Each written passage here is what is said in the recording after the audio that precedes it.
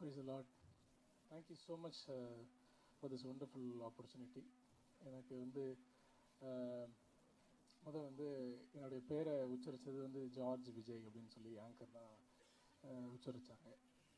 அந்த வகையில் இங்கே இருந்த மேடையில் இருந்த எல்லா பெரியவர்கள் அனைவரும் தப்பாக எடுத்துக்கக்கூடாது.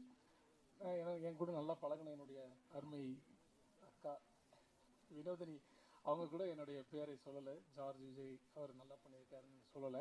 ஏன் சொல்கிறேன் அப்படின்னு சொன்னால், இங்கே இந்த துறையில் ஜெயிச்சாதான் தூக்கி வச்சு கொண்டாடுற இந்த துறை. அப்படி ஜெயமோ கர்த்தரால் வரும் அப்படின்ற ஒரு நம்பிக்கையான ஒரு வார்த்தை படித்து கொண்டிருந்த பொழுது தான் பாலா கால் பண்ணார். பாலா கால் பண்ணும் பொழுது, அண்ணன் இந்த மாதிரி நான் பாலா பேசுகிறேன் அப்படின்னு சொன்னார். எனக்கு அப்போ பாலா எனக்கு தெரியல. யூஸ்வலாக அந்த ஃபேஸ்புக்கில் நம்பர் கேட்பாங்க, நான் டைரக்டர் பேசுகிறேன் அப்படிலாம் சொல்லுவாங்களே, அந்த மாதிரி தான் அப்படின்னு நினச்சேன். அண்ணன் நீங்கள் ஆஃபீஸ் வர முடியுமான்னு கேட்டார். அப்போ ஆஃபீஸில் எனக்கு இந்த கேரக்டர் பற்றி எனக்கு சொன்னார்.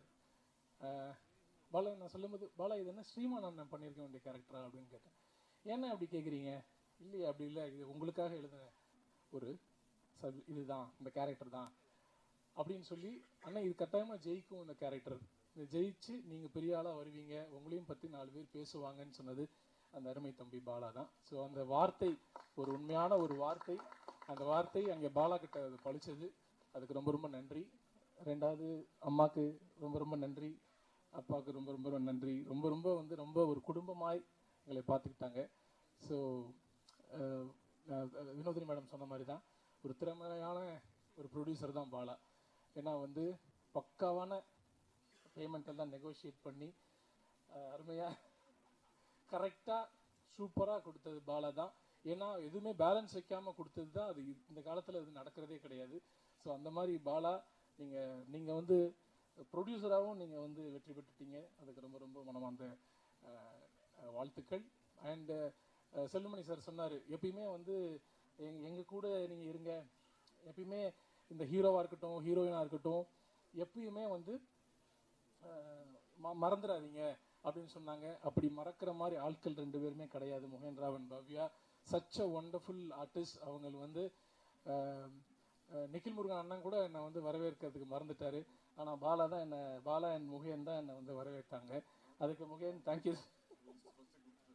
லிஸ்ட் கொடுத்துட்டாரு, ஆனால் கூப்பிடல. ஆனால்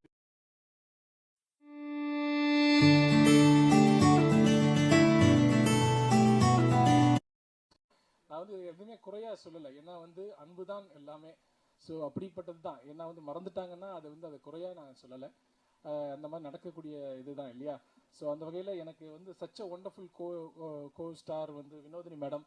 அவங்க என்னோட பெரியவங்க தான், இருந்தாலும் அவங்களுக்கு நான் ஹஸ்பண்டாக பண்ணியிருக்கேன். சாரி, நீங்கள் ஒரே ஒரு விஷயம் நான் உங்களுக்கு சொல்லிக்கிறேன். என்னையும் நிகில் முருகன் சார் மேலே ஒரு சின்ன குற்றச்சாட்டு நீங்கள் வச்சிங்க. ஆனால் அதை நான் கிளியர் பண்ணணும் அப்படின்னு நினைக்கிறேன். நீங்கள் ஒரு மிகப்பெரிய ஒரு ஆன்மீகவாதி. அண்ட் கடவுளில் இப்போ கூட நீங்கள் ஆரம்பிக்கும் போது உங்களுடைய கடவுளை பிரார்த்திச்சு தான் நீங்கள் ஆரம்பிச்சிங்க. நான் கடவுள் இருந்தால் நல்லா இருக்கும் அப்படிங்கிற கேட்டகரி.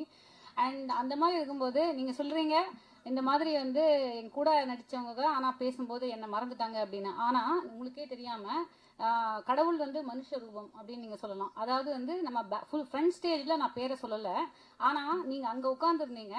இங்கே பாலா சாரை கூப்பிட்டு, சார் நீங்கள் மறந்துட்டீங்க ஜார்ஜ் சாரை, கொஞ்சம் மேலே அப்படின்னு சொல்லி அவர் உடனே அவங்க ஆங்கர் கிட்ட சொல்லி உங்களை மேடைக்கு மறந்ததை நினைவுபடுத்தினது நான். அதே மாதிரி அவர் அந்த ஆங்கர் லிஸ்ட். அதனால எப்பயுமே நான் எப்படி பார்க்குறேன்னா, God comes in positive energy, not only in front of our eyes, but நம்ம பேக் ஸ்டேஜ்லேயும் நமக்கு கடவுள் நமக்கு ஹெல்ப் பண்ணுறாரு. அதுதான் உங்களுக்கு நடந்திருக்கு. So please believe in positivity. Thank you so much. இது எப்படி கிளியர் பண்ணுறதுக்கு உங்கள் கேமராவில் பதிவு பண்ணுன்றதுக்காக தான் நான் அதை சொன்னேன். Thank you so much. ஏன்னா எனக்கு தெரியும், ஏன்னா நீங்கள் சொன்னீங்க அப்பவே, நான் உங்களுக்கு ஸ்கூலில் சொல்லியிருக்கீங்க. Thank you so much. ஏன்னா அது நீங்கள் பதிவு பண்ணதுக்கு மிக்க மிக்க நன்றி. Thank you so much. அண்ட் இந்த படம் கட்டாயமாக கண்டென்ட் கிடைச்சிருச்சா?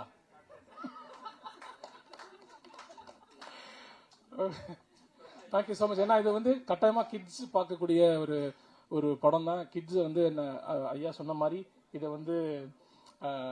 இது முன்னாடியே வந்திருந்தா, சம்மர் லீவ்லேயே வந்திருந்தா இன்னும் பயங்கரமாக ஓடி இருக்கும். இன்னும் நல்லா இது கட்டாயமாக ஓடும். கட்டாயமாக ஜின் 10 வரைக்குமே போகும். பாலா இப்பயே அப்ளிகேஷன் போட்டுறேன். ஆனால் நான் என்ன கேரக்டர் பண்ணணும்னு தான் தெரியல, என்ன வயசாயிடும்.